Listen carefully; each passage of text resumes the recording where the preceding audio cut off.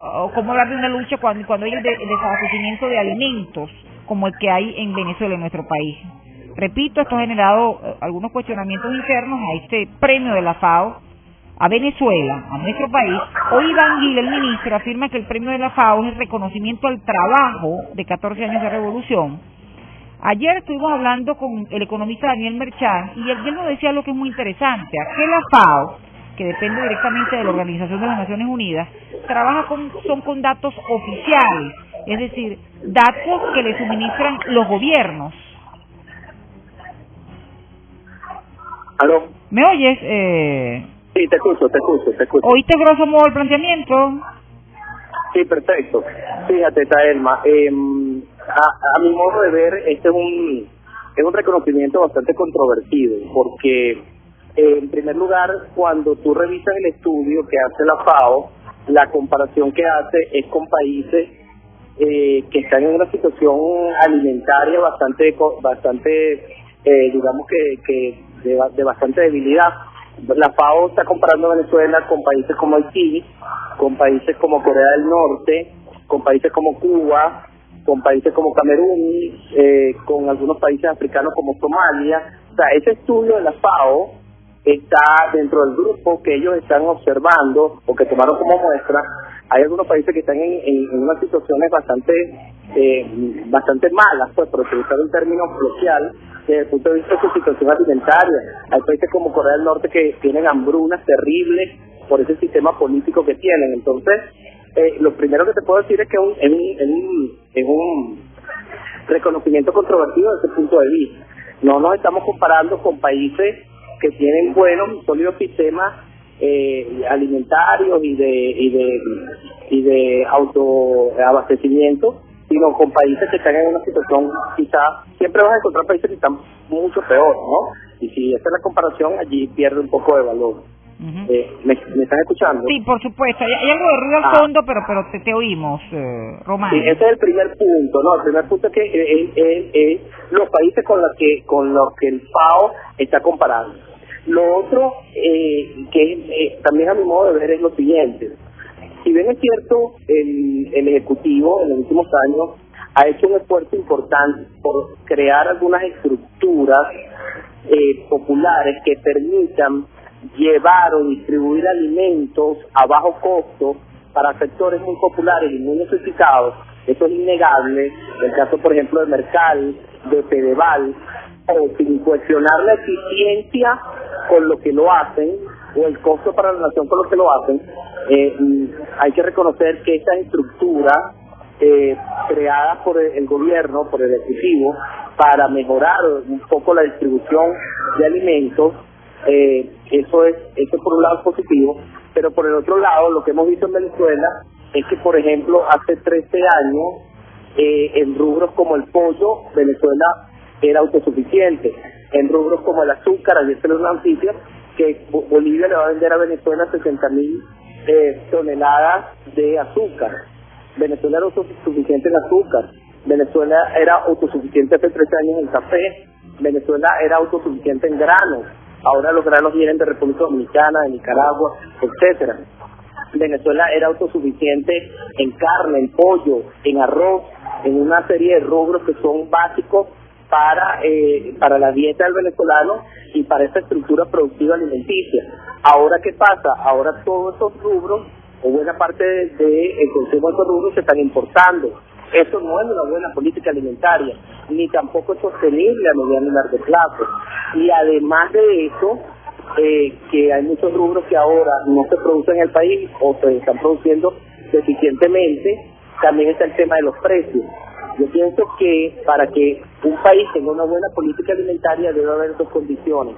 Una, que el país produzca lo que consume, y dos, que lo que se vende tiene estabilidad de precio. Ninguna de las dos cosas existe en Venezuela, ni producimos lo que estamos consumiendo, y día a día los precios de los alimentos están mucho más altos. Solamente para darte un dato, en el mes de mayo los productos alimenticios en Venezuela aumentaron 10% en un solo mes. Eso es una dinámica hiperinflacionaria. Y anualmente, en los últimos 12 meses, la inflación en los rubros de alimentos fue del 51%.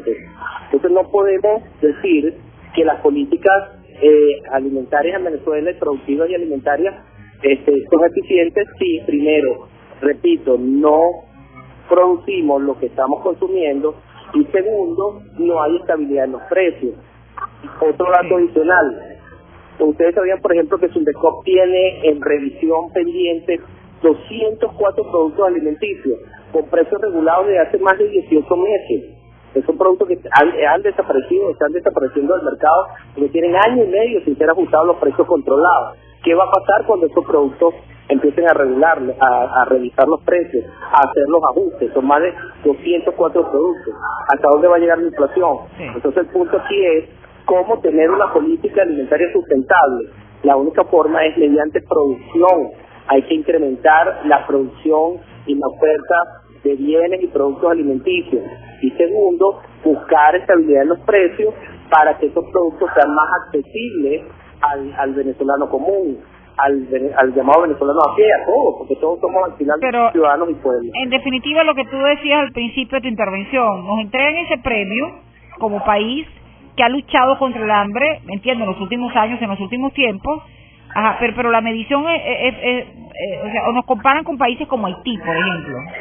Sí, la comparación que hace la FAO es una comparación. Que uno de los países más pobres del mundo.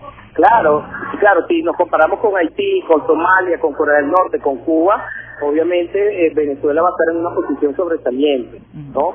Yo repito, desde el punto de vista, algunas políticas asistenciales en materia alimenticia, en materia de distribución popular de alimentos, eso no está mal, eso debe hacerse y puede mantenerse, pero el grueso de la política alimentaria, esa mal llamada soberanía alimentaria, ¿cómo podemos hablar de soberanía alimentaria si todo lo que estamos consumiendo, la dieta del venezolano, el 60 o el 70% de la dieta del venezolano viene del exterior?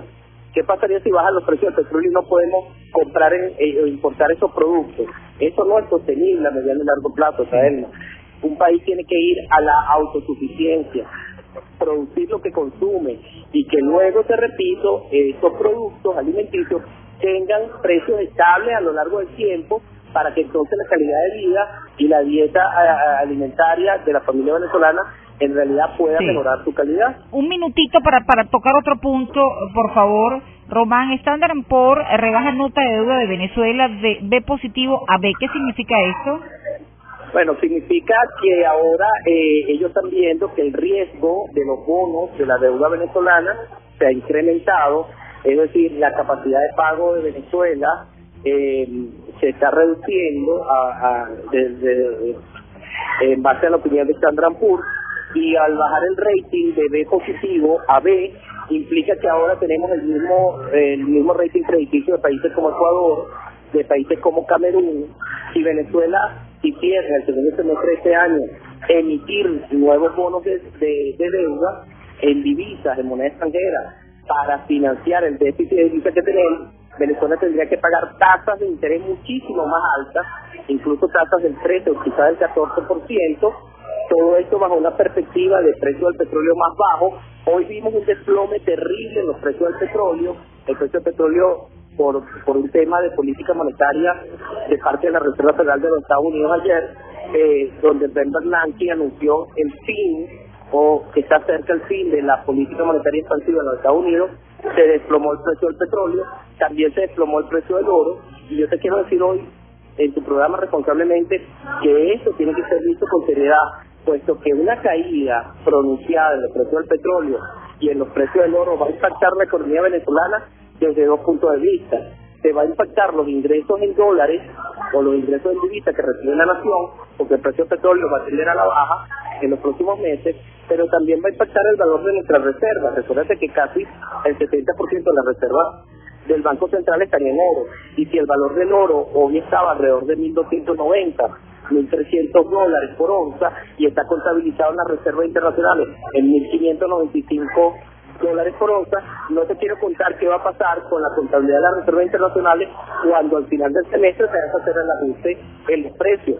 Puede ser 1.000, 2.000 millones de dólares menos en la reserva del Banco Central en términos de valor. Román, muchísimas gracias. siempre a la orden. Gracias por atendernos, siempre se quedan muchos temas, muchos puntos, pero estamos en comunicación. Román, gracias por el rato, ¿ah? Saludos. Gracias, un abrazo. El experto en finanzas, Román Gutiérrez, siempre nos queda el favor de seguir hablando, preguntándole a Román temas sobre temas que nos interesan y que él los conoce muy bien.